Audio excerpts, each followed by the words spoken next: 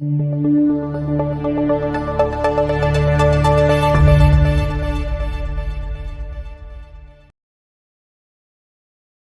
me quickly go and show you quickly how to use the marking guide. So right now I'm going to go back to the assignments, and for marking guide, so the same thing we did with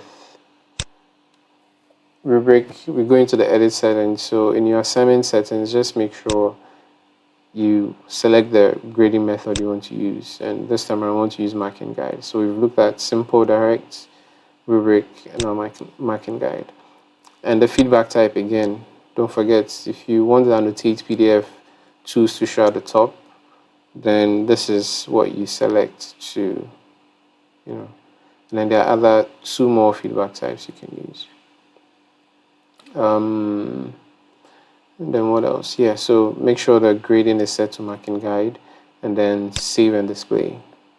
So when you click on save and display, just like the rubric did, you would be given an option where you select a template or you define a new marking scheme from scratch. And this one, so I'm just going to call this marking scheme 1, maybe. You can drop in a description in there if you want.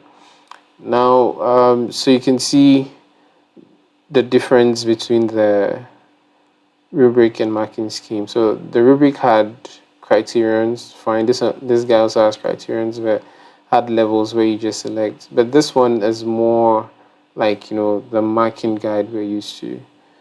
So for one, so you set the criterion name. Okay, so if, for instance, maybe let me just use the same introduction I used before. And description for students. So right now you describe what you expect of the students. So you tell them what you want from them. So I can say a good intro to the topic, right? And then description for markers. So whoever it is that's marking your script for you, if it is you or someone else, even if it's yourself, like just drop something there. And then you can say maybe the students should give a great intro. I mean, this is totally up to you. I don't know how you set your marking scheme. And then the maximum score for this, right? So you see how this one works for the. So for instance, maybe question 1A, you can say 2 marks. Let's just say 3 marks, maybe. Right, for the introduction. And then you can move on to, the next level, like that. And you can just keep adding criterion. The description for students, the description for markers, and then the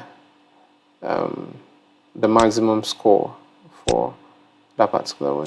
I'm just going to change this grade to like 50. And then the last thing you can add for the marking guide here is frequently used comments. I mean, if there's a general comment you need to add, you can add that. And the marking guide options here says show guide definition to students, show marks per criterion to students. So if you want all these details to be shown to students, including the marks assigned to, they would see it. All right, so if you don't want to show guide definition to students, so maybe in your guide there might be some tips that might lead them to answer the question. If you have that sort of guide, then maybe do not show it to the students. All right, but then let me leave this so that we see how it'll look on the student side. So back to the student view. Let me refresh this page. And then not graded. So I'm just going to, okay, not graded, but then you can see the grading criteria here. So introduction, a good intro to the topic. They only see what I defined for the students, but they don't see um, what you set for the person marking, right? So, but what you set in, the description for students, that one they would see. Description for markers, students won't see. All right, and then I'm just going to add a PDF file. Let's drop a new one here. Just drop the same file I dropped before, and then upload and save changes. Submit assignment. Continue. And then let's go to the faculty view. Let's view our submissions and let's grade.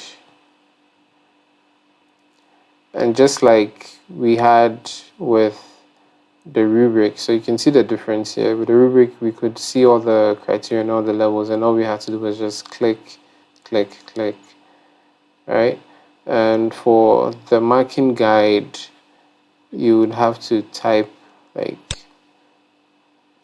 so if out of 50, you can define what mark the student got out of the 50.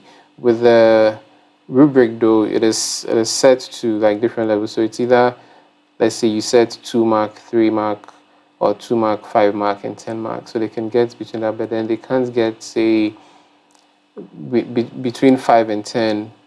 No option for 6, no option for 7, no option for 8. It is either that 5 or the 10 or the 3. With the marking guide, you can enter any mark from 0 up to the maximum mark that you've set for that particular criterion rather. So for instance, this one, let's say I want to give this person 35, right? So this person gets 35 over 50. The options down here says hide marker criterion descriptions. So, or you can hide students criterion descriptions.